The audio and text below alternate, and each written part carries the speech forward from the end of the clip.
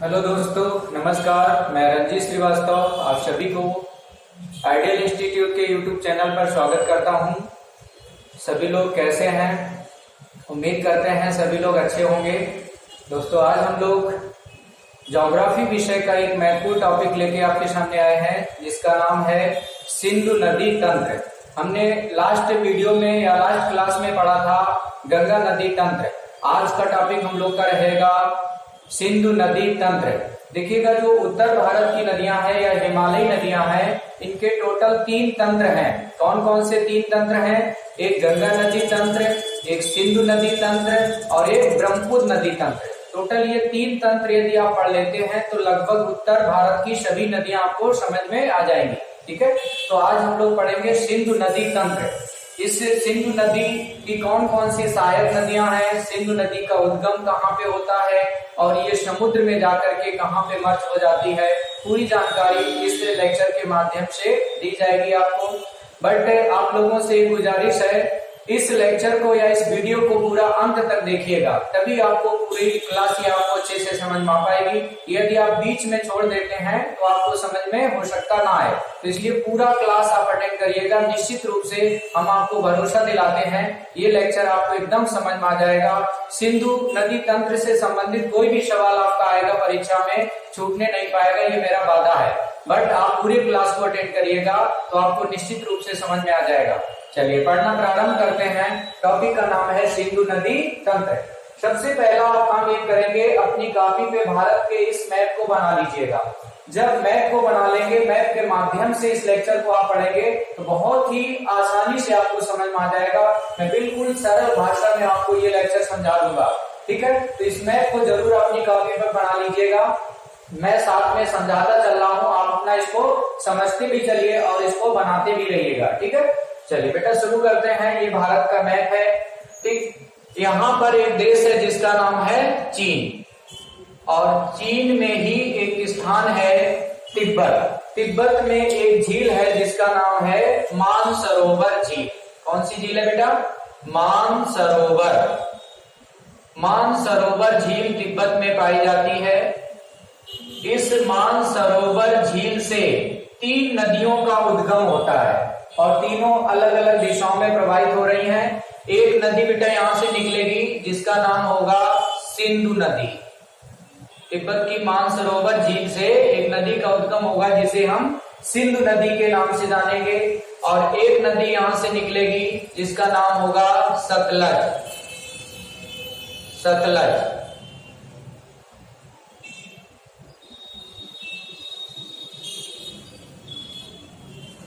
सतलज नदी। और एक नदी यहां से निकलेगी जिसका नाम होगा सांगपो नदी। सांगपो या इसी को सांपो नदी के नाम से भी जाना जाएगा। जब यही सांगपो नदी भारत में पहुंचेगी तो कहीं न कहीं इसी नदी को हम ब्रह्मपुत्र नदी के नाम से जानेंगे। तो तिब्बत की मानसरोवर झील से 3 प्रमुख नदियों का उद्गम होता है। 3 नदियां कौन कौन सी होंगी? एक सिंधु नदी, एक सतलज नदी और एक सांगपो नदी। ठीक, इसी तिब्बत की मानसरोवर झील से ये जो 3 नदियां निकली हैं, इसमें से हम लोग आज पढ़ेंगे सिंधु नदी तंत्र। देखिएगा, ये जो सिंधु नदी है ये तिब्बत की मानसरोवर झील से इसका उद्गम होता है और ये इस प्रकार से भारत में प्रविष्ट होते हुए पाकिस्तान पहुंचेगी और पाकिस्तान के बाद ये अरब सागर में विलुप्त हो जाएगी जाकर के। तो इस प्रकार से ये आपकी सिंधु नदी निकलेगी। इसका आप इस तरह से एक फिगर बना लीजिएगा। ये सिंधु नदी हो गई, ये प्रमुख नदी होगी। ठीक है, कौन सी नदी है ये? सिंधु नदी। ठीक, सिंधु नदी का उद्गम क्या है? तिब्बत की मानसरोवर झील।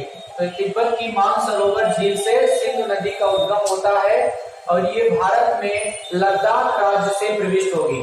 लद्दाख राज्य में इस नदी के दाईं ओर एक प्रमुख शहर है जिसे लेह के नाम से जाना जाता है। ये प्रश्न बहुत परीक्षा में पूछा जाता है, लेह शहर किस नदी के तट पर बसा हुआ है? लेह शहर सिंधु नदी के तट पर बसा हुआ है। तो ये नदी कौन सी हो गई आपकी? सिंधु नदी। ठीक है। ये लद्दाख राज्य में भारत से प्रविष्ट होती है, इसके बाद पाकिस्तान पहुंचेगी और यहाँ पर जाकर के ये अरब सागर में विलुप्त हो जाती है जाकर के। तो अरब सागर में ये जाकर के गिरेगी। ठीक है, चलिए आगे देखते हैं। अब इसकी सहायक नदियों के बारे में जानकारी प्राप्त करेंगे। देखिए यहाँ पे एक राज्य है जिसका नाम है जम्मू एंड कश्मीर। कौन सा राज्य है बेटा? ये जम्मू एंड कश्मीर। और यहाँ पे जो राज्य है जिसका नाम होगा हिमाचल प्रदेश, और यहाँ पे जो राज्य है जिसका नाम है पंजाब। तो ये राज्य पंजाब हो गया, ये हिमाचल प्रदेश, ये जम्मू कश्मीर, और ये जो राज्य है इसका नाम है बेटा लद्दाख। तो ये प्रमुख राज्य आपको ऊपर के याद रखने हैं, लद्दाख, जम्मू कश्मीर, हिमाचल प्रदेश, पंजाब, और यहाँ इसके नीचे जो राज्य आएगा उसका नाम होगा उत्तराखंड। तो ये 4-5 राज्य यहाँ पे आपको केवल पहले समझने हैं। बाकी कभी किसी क्लास में हम आपको सभी राज्यों के बारे में जानकारी दे देंगे, कौन से राज्य की स्थिति कहाँ पर है। तो सबसे पहले हम लोग यहाँ पे ये 4-5 राज्य जानेंगे। सबसे ऊपर लद्दाख है, इसके नीचे जम्मू कश्मीर राज्य है, यहाँ पे हिमाचल प्रदेश है, यहाँ पे पंजाब राज्य है, और यहाँ पे उत्तराखंड राज्य है। तो देखिए सिंधु नदी का उद्गम कहाँ से होता है? तिब्बत की मानसरोवर झील से। इसके बाद बेटा जम्मू कश्मीर में एक बैरीनाग झील है। कौन सी झील है? बैरीनाग। इस झील का नाम याद रखेंगे, बैरीनाग झील, बैरीनाग झील। इसी बैरीनाग झील से एक नदी का उद्गम होता है जिसे झेलम नदी के नाम से जाना जाएगा। कौन सी नदी होगी ये? झेलम नदी। इस नदी का नाम याद रखिएगा, झेलम नदी। कुछ इस प्रकार से ये नदी प्रवाहित होगी। ठीक है, अभी आगे इसका देखेंगे ये कहाँ पे किससे मर्ज हो जाती है। सबसे पहले तो इसका उद्गम स्थल याद रखेंगे, जम्मू कश्मीर की बैरीनाग झील से झेलम नदी का उद्गम होता है। ठीक है, इसके बाद यहाँ पे देखेंगे हिमाचल प्रदेश राज्य में 2 छोटी छोटी नदियां हैं, जिसमें एक नदी का नाम है चंद्रा और एक नदी का नाम है भागा। तो चंद्रा और भागा नाम की हिमाचल प्रदेश में जो 2 छोटी छोटी नदियां बहती हैं, जब ये दोनों नदियां आपस में मर्ज हो जाती हैं तो हिमाचल प्रदेश के लोग इसे चंद्रभागा के नाम से जानते हैं, चंद्रभागा। इस चंद्रभागा नदी को जब ये आगे बढ़ती है तो इसी नदी को चिनाब के नाम से जाना जाएगा, लेकिन हिमाचल प्रदेश के लोग इसे चंद्रभागा के नाम से जानते हैं। इस नदी का जो उद्गम होता है बेटा वो बड़ा लाचा दर्रा, बड़ा लाचा दर्रा, बड़ा लाचा दर्रा, बड़ा लाचा दर्रा से चंद्रभागा नदी या चिनाब नदी का उद्गम होता है। हिमाचल प्रदेश में इसे चंद्रभागा के नाम से जाना जाता है। जब यही नदी आगे बढ़ती है तो इसी को चिनाब के नाम से जाना जाएगा। तो ये एक प्रमुख नदी है जिसे चिनाब नदी के नाम से जाना जाएगा। देखिएगा जितनी भी सिंधु नदी की सहायक नदियां होंगी, उन सहायक नदियों में से सबसे बड़ी सहायक नदी बेटा यही है, जिसे हम चिनाब के नाम से जानेंगे। कौन सी नदी है ये? चिनाब, चिनाब नदी सबसे बड़ी सहायक नदी है सिंधु नदी की। ठीक, इसी चिनाब नदी में ही आपकी झेलम नदी भी आकर के मर्ज हो जाती है। ठीक है, तो झेलम का उद्गम स्थल जम्मू कश्मीर की बैरीनाग झील से होता है। इसी झेलम नदी के तट पर ही जम्मू कश्मीर राज्य का एक प्रमुख शहर है जिसे श्रीनगर के नाम से जाना जाता है। श्रीनगर शहर झेलम नदी के तट पर बसा हुआ है, इस बात को याद रखिएगा। ठीक है, इसके बाद यहाँ पर हिमाचल प्रदेश से ही एक नदी और निकलेगी जिसका नाम होगा रावी नदी। कौन सी नदी होगी बेटा? वो रावी नदी। तो रावी नदी का भी उद्गम हिमाचल प्रदेश राज्य से होता है और कुछ इस प्रकार से वह प्रवाहित होगी, इस प्रकार से, है ना। तो ये एक प्रमुख नदी हो गई जिसका नाम हो गया रावी नदी। कौन सी नदी है ये? रावी नदी। रावी नदी का भी उद्गम हिमाचल प्रदेश से होता है और हिमाचल प्रदेश में रोहतांग दर्रे से। कौन सा दर्रा है? रोहतांग दर्रा। रोहतांग दर्रे से रावी नदी का उद्गम होता है और जाकर के ये चिनाब नदी के साथ मर्ज हो जाती है। इसके बाद अगली एक प्रमुख नदी आप देखेंगे जिसका नाम होगा सतलज नदी। तो सतलज नदी भी तिब्बत की मानसरोवर झील से निकलती है और हिमाचल प्रदेश राज्य में प्रविष्ट होते हुए ये आगे बढ़ेगी और जाकर के कहीं ना कहीं चिनाब नदी के साथ मर्ज हो जाती है। तो चिनाब की यह नदी भी एक सहायक नदी बन जाती है जाकर के। यानी सिंधु नदी के बाद जो भी ये आपकी नदियां हैं कौन कौन सी, एक झेलम हो गया, एक रावी हो गया, एक सतलज हो गया और यहीं पर एक नदी और अभी देखने को आपको मिलेगी जिसका नाम होगा व्यास नदी। व्यास नदी का भी उद्गम हिमाचल प्रदेश राज्य से ही होता है और हिमाचल प्रदेश राज्य में किस जगह से होता है, सेम रोहतांग दर्रा, याद रखेंगे रोहतांग दर्रा। रोहतांग दर्रे से ही एक नदी का उद्गम और होता है जिसे क्या कहा जाएगा, जिसे व्यास नदी के नाम से जाना जाएगा। यहीं से हिमाचल प्रदेश के रोहतांग दर्रे से एक नदी निकलती है जिसे व्यास नदी के नाम से जाना जाता है। कौन सी नदी बेटा, व्यास नदी। तो हिमाचल प्रदेश से 3 प्रमुख नदियों का उद्गम याद रखिएगा, एक तो चिनाब नदी, दूसरी रावी नदी और एक व्यास नदी। व्यास नदी हिमाचल प्रदेश के रोहतांग दर्रे से निकलती है और पंजाब में एक स्थान है सतलज नदी के पास में, ठीक यहाँ पर एक बैराज बना हुआ है जिसे हरिके बैराज के नाम से जाना जाता है। हरिके बैराज, हरिके बैराज के पास यह नदी मर्ज हो जाती है, ठीक। और यहीं से हरिके बैराज से एक नहर निकाली गई है भारत में जो कि मानव निर्मित सबसे बड़ी भारत की एक नहर है जिसे इंदिरा नहर के नाम से या इंदिरा कैनाल के नाम से जाना जाता है। कौन सी नहर है ये, इंदिरा कैनाल। यह भारत की सबसे बड़ी नहर है, ठीक। इससे राजस्थान और गुजरात राज्य में अच्छे से सिंचाई की जाती है। राजस्थान को सबसे ज्यादा सिंचित करने वाली नहर है इंदिरा कैनाल। आपसे पूछा जाए इंदिरा कैनाल कहाँ से निकलती है, तो पंजाब में हरिके बैराज से इंदिरा कैनाल को निकाला जाता है, ठीक है।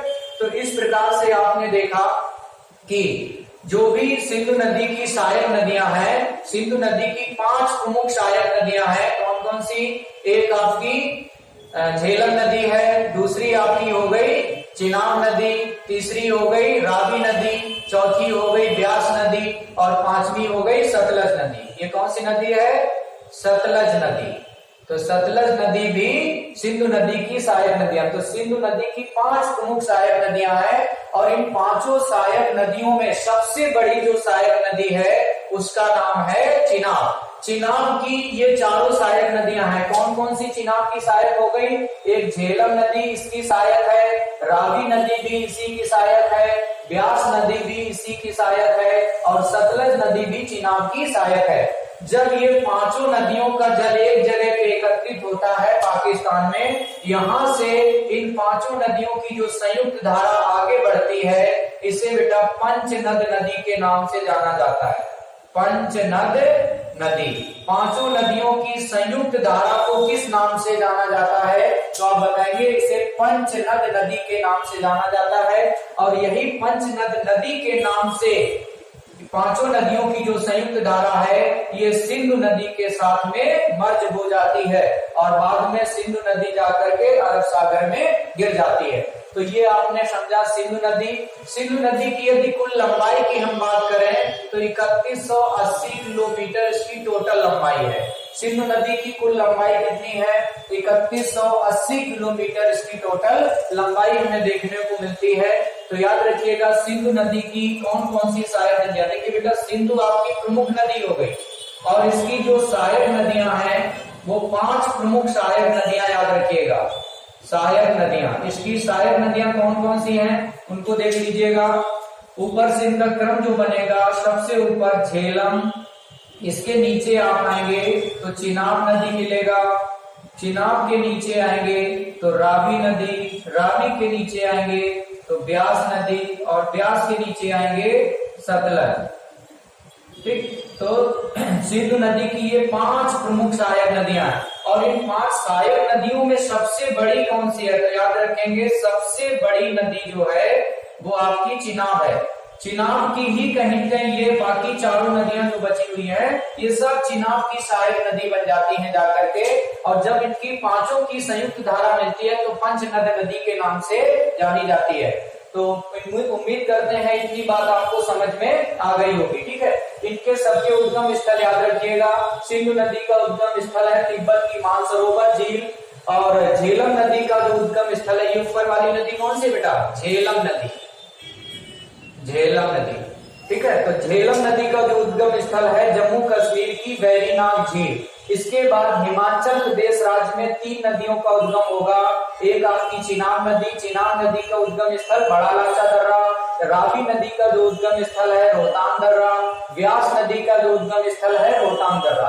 3 नदियां आपके हिमाचल प्रदेश राज्य से निकलेंगी। कौन कौन सी? चिनाब, रावी, व्यास। इसके बाद जो सतलज नदी है ये तिब्बत की मानसरोवर झील से ही निकलती है। ठीक है, तो इस प्रकार से ये सभी नदियां जो है भारत से होते हुए पाकिस्तान पहुंचेंगी, पाकिस्तान के बाद अरब सागर में जाकर के विलुप्त हो जाती हैं। ठीक है, अब यहाँ पर देखिएगा भारत क्या करता था, इन नदियों के अधिक से अधिक जल को रोक लेता था, जिससे पाकिस्तान को बहुत प्रॉब्लम होती थी, क्योंकि जो पाकिस्तान की प्रमुख नदी है सिंधु नदी, पाकिस्तान की लगभग 80% जनसंख्या सिंधु नदी के जल पर निर्भर रहती है।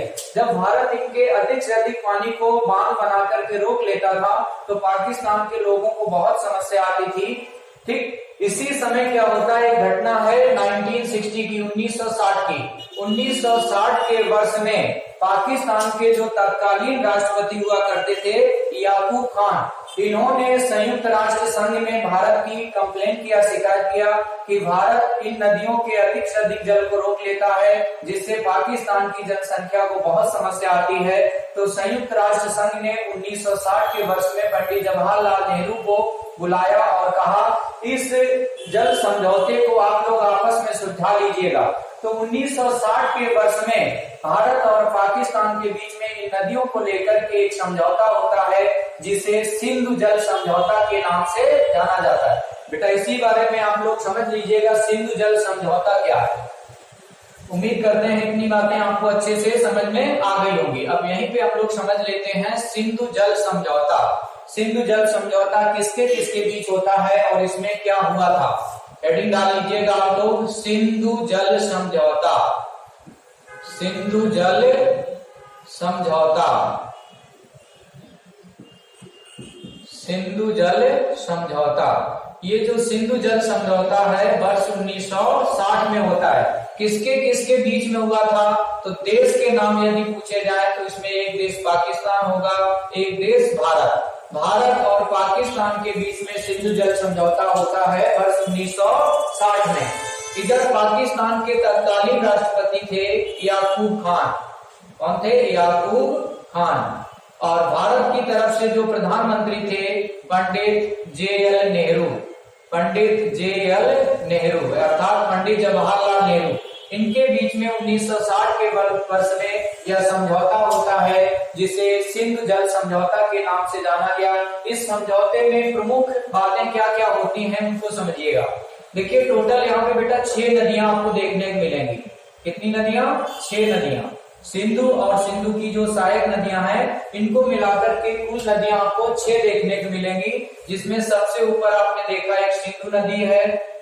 सिंधु नदी के नीचे आएंगे तो झेलम नदी, झेलम के नीचे देखेंगे तो आपको चिनाब मिलेगी, चिनाब नदी, चिनाब के नीचे आएंगे तो रावी नदी, रावी के नीचे आएंगे तो व्यास, और व्यास के नीचे देखेंगे तो सतलज, सतलज। कुल मिलाकर के सिंधु और सिंधु की सहायक नदियां आपकी टोटल 6 है। तो इस सिंधु जल समझौते में होता क्या है, इस समझौते में ये डिसाइड किया जाता है कि ऊपर की जो 3 नदियां हैं अर्थात सिंधु, झेलम और चिनाब, इनका 80% पानी पाकिस्तान यूज करेगा और इन तीनों नदियों का 20% पानी भारत को यूज करने को दिया गया। ठीक कि आप ऊपर की 3 नदियों के जल का बंटवारा इस प्रकार से कर लीजिए, अर्थात इन 3 नदियों का 80% भाग या पानी जो है पाकिस्तान को यूज करने को कहा गया, जबकि 20% भाग भारत को दिया गया। बाकी जो नीचे की 3 नदियां थी इसमें कहा गया कि 20% इनका जो पानी है वो पाकिस्तान यूज करेगा और इसका 80% जो पानी है वो भारत यूज करेगा।